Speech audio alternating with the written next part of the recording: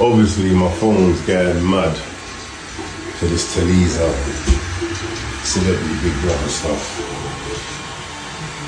You know. But it is what it is. You know the worst thing, I saw a comment that said, you know what, do you think Mike's going to comment on this? He's past this. And that comment was right. But it is a bit of a draw out to watch it year after year and see this. Like last year I went mad because of the documentary about the one that was on Prime. Again, it's the same stuff. Now, just to clear it up and make it simple for the last time, the case didn't collapse because of no driver or anything like. Yes, that was elements of it, but the actual facts were Tulisa's statement, and I've still got that statement. Tulisa's statement, she blamed me for everything. She said she had nothing to do with it all, and she blamed me for everything.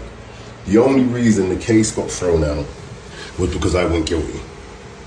So where she blamed me for everything and it got found out that my man was lying, there was no witnesses left.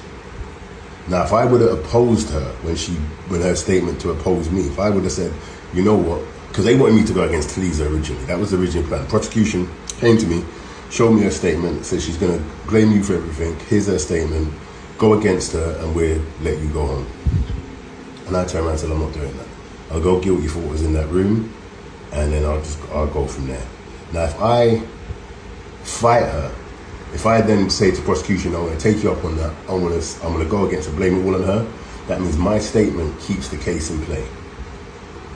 So because he got found to be an uncredible witness, that's why it collapsed. It didn't collapse because she was innocent. It didn't collapse with any of that, not the driver shit. The driver was just the trigger, and the driver didn't come forward about anything. The driver was forced to say that because we had a tribunal before that. So the driver information not being correct was the trigger to trigger that any evidence that Mahmood was going to now provide would not be credible for the Crown Court. And there were no other statements to keep it in play, so it crumbled.